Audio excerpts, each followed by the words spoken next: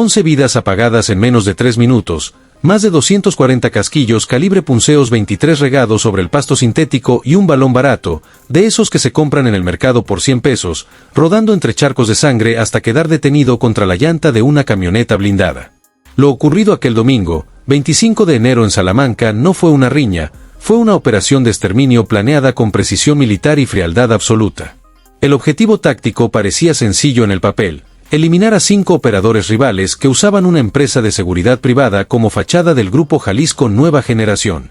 Pero el resultado real fue una tragedia. 11 personas fallecidas, 12 heridos graves y una comunidad entera marcada por el estruendo inconfundible de las herramientas de asalto automáticas que rompieron la calma de una tarde familiar en la cancha de Loma de Flores. 2 camionetas irrumpieron en el perímetro de la cancha de Loma de Flores exactamente a las 5 de la tarde. No hubo gritos ni advertencias. Los vidrios polarizados bajaron al mismo tiempo y el fuego se abrió de forma indiscriminada contra la multitud. Objetivos prioritarios y civiles inocentes quedaron mezclados en segundos. Personas que solo querían ver un partido y jamás imaginaron que ese lugar se convertiría en un campo de ejecución. Los operadores del grupo de Santa Rosa de Lima creyeron que el terror les compraría silencio absoluto. Pensaron que podían llegar, actuar y desaparecer por la red de brechas y caminos rurales que han controlado durante años en el norte del municipio. Confiaron en la costumbre de la impunidad. No sabían que el tablero ya había cambiado ni que esa misma tarde alguien más empezaba a seguir cada huella que dejaron atrás. Mientras escapaban con la adrenalina del incidente aún corriendo por las venas, un equipo de inteligencia estatal y federal ya trazaba la ruta exacta de sus neumáticos sobre mapas satelitales en tiempo real. Los agresores no sabían que cada kilómetro recorrido estaba siendo reconstruido digitalmente. Creyeron haber ganado tiempo, pero en realidad acababan de activar un reloj que jugaba completamente en su contra. Hoy vas a ver el desglose forense de la tragedia de Loma de Flores. Vas a entender cómo una disputa territorial por el control del combustible ilegal y las sustancias terminó bañando de sangre una tarde que parecía inofensiva. Verás el arsenal, los vehículos modificados y la estructura criminal detrás de los operadores de la facción conocida como los Marros, una maquinaria diseñada para actuar sin dejar testigos. Y lo más importante, verás cómo cayeron 3 detenidos, 3 piezas clave de un rompecabezas macabro que las autoridades lograron armar en menos de 72 horas. Esto no es una nota roja ni un reporte aislado, es la autopsia completa de un crimen de alto impacto. Todo comenzó con un detalle mínimo que los responsables pasaron por alto durante su huida apresurada. Sus propios teléfonos celulares nunca dejaron de emitir señal. Mientras huían por brechas creyéndose invisibles, cada dispositivo seguía hablando con la red sin descanso. Para los investigadores, ese rastro constante fue oro puro. Para entender por qué 11 personas fallecieron en una cancha de fútbol un domingo por la tarde, primero hay que comprender quién dio la orden y qué estructura criminal estaba realmente detrás del ataque. En los expedientes de inteligencia militar, la facción responsable aparece identificada como los Marros. No son delincuentes improvisados ni delincuentes de barrio. Son el brazo armado de élite del grupo de Santa Rosa de Lima. Una estructura paramilitar creada con un solo objetivo: sostener el control del robo de hidrocarburo y la distribución de sustancias en el corredor industrial de Guanajuato, cueste la sangre que cueste. Al frente de esa maquinaria de conflicto aparece un nombre que se repite en intercepciones radiales entre Irapuato y Salamanca: Mario Eleazar Lara Bellman, alias El Gallo, El Negro o El Camorro.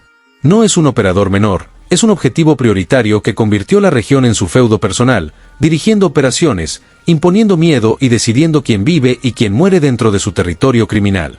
Bajo su mando, los Marros no solo eliminan rivales, administran el miedo como si fuera un negocio. Cobran derecho de piso a tortillerías, talleres mecánicos y carnicerías, exigiendo cuotas semanales que van desde 5,000 hasta 50,000 pesos en efectivo. Dinero sucio que no se guarda, se transforma en herramientas, vehículos blindados y una capacidad de fuego diseñada para dominar por terror. Operan con una impunidad que roza lo absurdo. Se mueven en convoys de camionetas pick-up con blindaje artesanal equipadas con inhibidores de señal para anular rastreadores GPS y radios de frecuencia encriptada que monitorean cada movimiento de la Guardia Nacional. Se sienten los dueños legítimos del territorio y actúan convencidos de que ninguna autoridad puede tocarlos. Para El Gallo, la presencia de una empresa de seguridad privada vinculada al Grupo Jalisco Nueva Generación en su zona no era competencia comercial, era un insulto personal, una invasión directa a su soberanía criminal que debía castigarse con la máxima brutalidad posible. La inteligencia sugiere que llevaban semanas vigilando a los 5 objetivos, estudiando rutas, horarios y el punto exacto donde cada domingo bajaban la guardia. La tragedia no fue un arranque de ira ni un exceso momentáneo. Fue una operación corporativa calculada por mentes que ven la vida humana como un renglón de su balance. Se creían intocables, protegidos por halcones y poder de fuego superior. La soberbia los cegó. Mientras cazaban rivales, descuidaron su retaguardia digital y ese error encendió la alarma que lo cambió todo en una cadena de decisiones que los llevó directo a la captura. En una bodega de seguridad del Estado, una computadora acababa de registrar una anomalía en las comunicaciones horas después del ataque. Para los analistas, no era ruido digital, era una señal fuera de patrón. Ese pequeño desajuste activó protocolos de seguimiento inmediato. Sin saberlo, los responsables habían dejado abierta una ventana invisible por donde la investigación empezó a colarse con precisión quirúrgica. Para un experto en balística, la cancha de Loma de Flores no era un espacio deportivo, era lo que en lenguaje militar se llama una caja de la muerte, un rectángulo plano cercado por malla ciclónica oxidada con una sola salida vehicular pavimentada y rodeado por terreno abierto, sin muros, sin árboles gruesos, sin refugio real. 11 personas quedaron expuestas como siluetas en un campo de tiro. Los operadores de los marros conocían esa desventaja topográfica y la explotaron con crueldad matemática. Llegaron por la brecha norte en 2 camionetas, bloquearon la única vía de escape hacia la carretera estatal y encerraron a todos. Durante 180 segundos dispararon desde las bateas barriendo la cancha de izquierda a derecha con fuego cruzado. El terreno convirtió el partido en un corral de conflicto sin salida. Mientras el polvo de la huida aún flotaba en el aire de Salamanca, a más de 300 kilómetros en el Centro Nacional de Inteligencia, los analistas ya seguían la anomalía detectada. Los agresores pensaron que las brechas rurales los volverían invisibles. No sabían que semanas antes se había desplegado una red de vigilancia pasiva en zonas que no aparecían en los mapas del crimen organizado. El error de los marros fue pura arrogancia logística. Una de las camionetas usadas en el ataque, una Ford Lobo color gris plomo, pasó bajo un lector de placas en desuso a las 4:17 de la tarde, apenas 40 minutos antes de la tragedia. No tenía reporte de robo, pero el sistema detectó una discrepancia térmica en los neumáticos traseros, señal de una carga anormal, compatible con hombres armados y equipo táctico pesado. Ese dato mínimo, casi imperceptible para cualquiera, fue el hilo del que tiraron las autoridades para deshacer toda la operación. La camioneta no desapareció en la nada, dejó una huella electrónica fantasma que condujo directamente a una casa de seguridad en la periferia de Irapuato. Cuando llegaron, los motores aún estaban calientes. El tiempo no había jugado a favor de los responsables, sino en su contra. La orden no se gritó por radio ni se escribió en papel. Apareció como un código encriptado en las pantallas del Centro de Mando Estatal C5 y a las 3 de la madrugada del miércoles, 28 de enero. Mientras Guanajuato dormía bajo una calma tensa, una columna de vehículos tácticos blindados comenzó a rodar sin luces por la carretera federal 45, activando una operación conjunta de alto riesgo. No eran patrullas comunes ni unidades de tránsito, era una fuerza de tarea conjunta integrada por elementos de élite de la Fiscalía Estatal y operadores tácticos de la Guardia Nacional. Hombres entrenados para enfrentar operadores que se creen dueños de la noche. Vestían uniformes negros mate, chalecos con placas nivel 4 y cascos balísticos listos para visión nocturna. Avanzaban en completo modo fantasma. Desde la sala de guerra, la Coordinación Federal seguía cada movimiento mediante la óptica térmica de un dron de ala fija que orbitaba a 800 metros sobre la casa de seguridad. En los monitores no se veía una vivienda, se observaba una mancha de calor pulsante.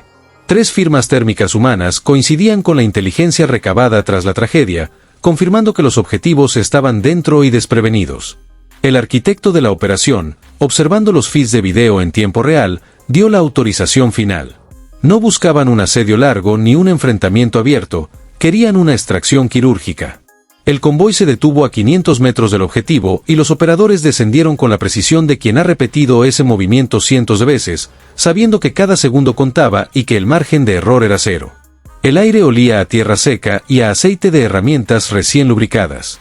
No se escuchaba nada más que el crujido rítmico de las botas tácticas sobre la grava y la respiración contenida de 40 hombres armados. Se movían en silencio absoluto, rodeando el perímetro con disciplina milimétrica. Cada paso estaba calculado para no alertar a nadie dentro de la casa de seguridad. Primero cortaron la electricidad del sector para dejar ciegas las cámaras del grupo. Luego activaron inhibidores de señal que bloquearon la red celular en un radio de 2 manzanas, aislando por completo a los ocupantes. Quedaron sordos, mudos y ciegos ante el exterior, atrapados en una burbuja de silencio. En segundos, la casa pasó de refugio a jaula sin una sola vía de escape funcional. El líder del equipo de asalto levantó la mano enguantada frente a la puerta metálica reforzada. 3, 2, 1. Pero justo antes de que el ariete golpeara el acero, el operador de tecnología detectó una señal Wi-Fi oculta que parpadeaba desde el sótano. Ese detalle confirmó que adentro aún había actividad y que los objetivos no sospechaban lo que estaba a segundos de ocurrir. La puerta principal no se abrió, explotó hacia adentro. El ariete hidráulico de 30 kilogramos, impulsado por 2 operadores, reventó el marco de acero con un estruendo seco que sacudió la estructura completa. De inmediato detonaron 2 granadas aturdidoras en la sala principal, un destello cegador y un impacto sonoro diseñado para colapsar sentidos y voluntad en segundos. Dentro, el caos fue absoluto. Los 3 objetivos que segundos antes dormían o revisaban sus celulares quedaron atrapados en una pesadilla táctica. El aire se llenó de humo gris y gritos de comando que no dejaban margen a la duda. Suelo, policía estatal, manos visibles. No hubo tiempo para heroicidades ni para reaccionar. La irrupción fue tan rápida que cualquier intento de resistencia resultó inútil. No hubo tiempo para alcanzar las herramientas recargadas que descansaban contra la pared del recibidor. La velocidad y violencia de la entrada volvieron la resistencia físicamente imposible. El equipo de asalto avanzó por el pasillo como una marea negra de Kevlar y disciplina, despejando cada espacio con precisión mecánica. En 11 segundos, la planta baja quedó asegurada cuarto por cuarto sin margen para errores. En la recámara principal localizaron al primer sujeto intentando arrastrarse hacia una ventana trasera. Un operador le colocó la bota sobre la espalda y le aplicó esposas de polímero con fuerza suficiente para dejar claro que el juego había terminado. No hubo golpes innecesarios ni palabras de más. La escena marcaba el fin de la huida y el inicio formal del proceso judicial. En otra habitación, el segundo detenido fue encontrado desorientado, aún afectado por el efecto de las granadas aturdidoras. Apenas podía mantenerse en pie cuando fue asegurado contra el suelo frío. Sus manos temblaban mientras los operadores confirmaban identidad y procedían al aseguramiento. En menos de un minuto, 2 piezas clave del ataque ya estaban bajo custodia, sin un solo disparo adicional. El tercer objetivo fue localizado en el sótano, junto a varios teléfonos celulares, radios y equipo táctico abandonado a toda prisa. Intentó ocultarse entre cajas y cables, pero la señal térmica lo delató de inmediato. Fue reducido en segundos y esposado sin resistencia. Con los 3 asegurados, la operación entró en su fase final. La casa de seguridad había caído completa y sin bajas oficiales. Con los detenidos controlados, los equipos iniciaron el aseguramiento del inmueble. Cada habitación fue documentada, cada objeto fotografiado. Herramientas, cargadores, chalecos, radios y dispositivos electrónicos quedaron bajo resguardo. No era solo una casa, era un nodo operativo completo. Todo lo encontrado serviría para reconstruir la cadena de mando detrás de la tragedia y vincular a más responsables dentro de la estructura criminal. Los teléfonos asegurados se convirtieron en piezas clave. Ninguno estaba apagado ni formateado. Mensajes, ubicaciones y registros de llamadas seguían intactos. Para los peritos era una línea directa al momento del ataque. Cada señal reconstruyó movimientos, tiempos y órdenes. La tecnología hizo lo que las herramientas no pudieron, hablar. Y lo que empezó como un operativo limpio se transformó en un mapa completo de responsabilidades. Con esa información, los analistas comenzaron a cruzar datos con cámaras, lectores y registros de tránsito. Rutas, horarios y contactos encajaron como piezas de un rompecabezas oscuro. La tragedia dejó de ser un hecho aislado y pasó a verse como parte de una estrategia criminal más amplia. Cada mensaje recuperado acercaba a los investigadores, no solo a los ejecutores, sino a quienes dieron la orden desde arriba.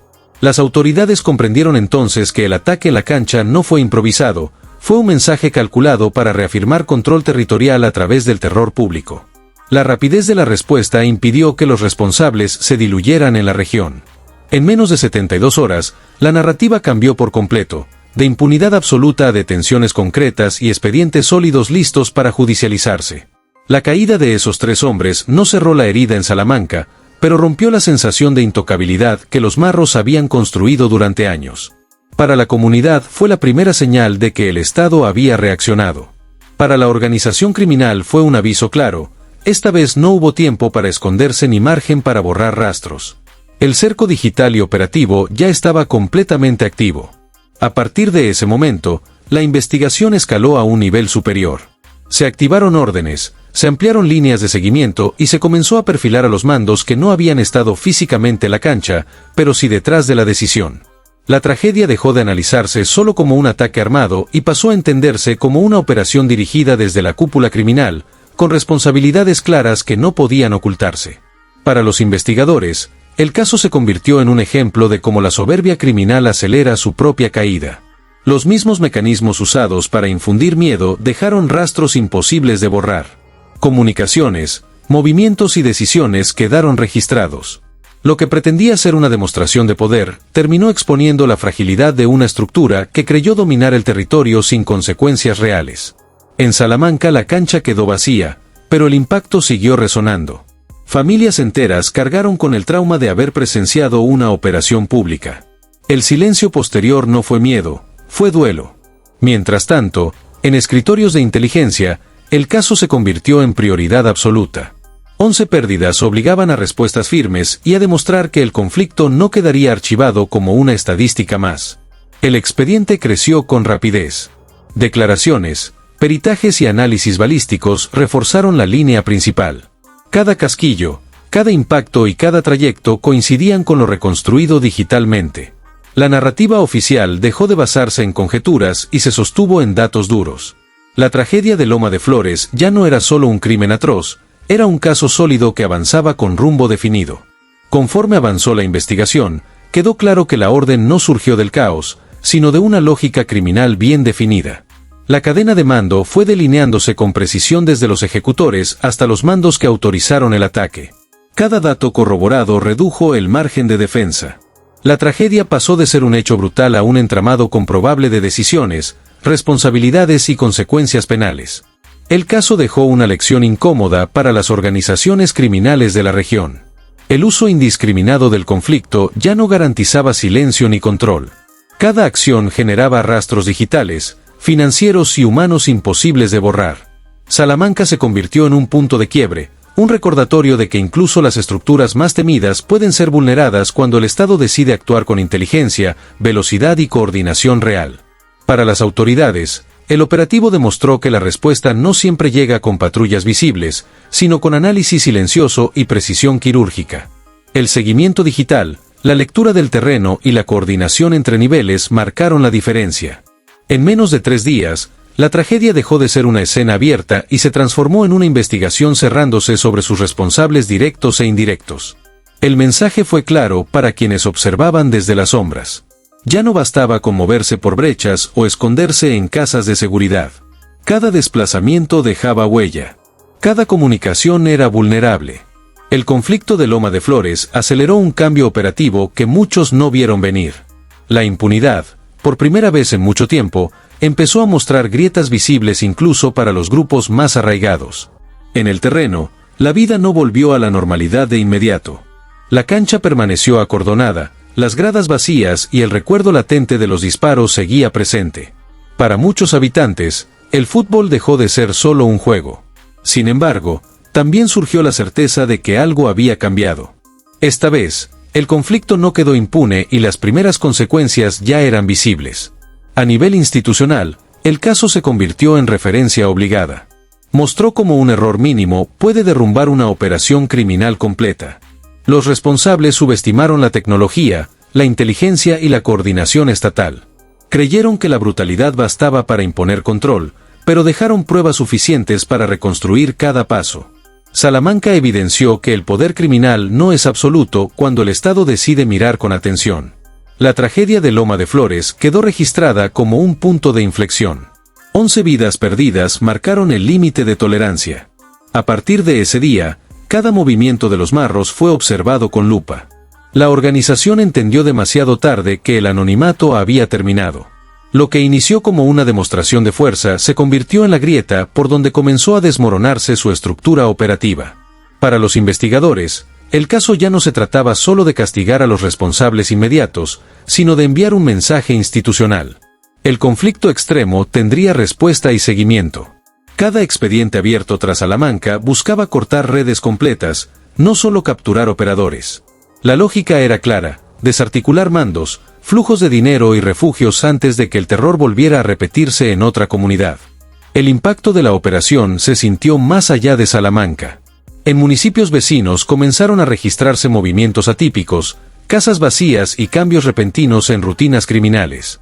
El miedo cambió de bando. Los mismos que imponían silencio ahora evitaban comunicarse y desplazarse. La respuesta rápida rompió la confianza interna del grupo, debilitando una estructura que dependía de la percepción de control absoluto. Para la población, el golpe no borró el dolor, pero dejó una certeza distinta. La tragedia no quedó enterrada en el olvido ni reducida a cifras. Hubo seguimiento, detenciones y una reconstrucción completa de los hechos. Salamanca pasó de ser símbolo de terror a ejemplo de cómo una respuesta coordinada puede frenar, aunque sea por un momento, la expansión del conflicto organizado.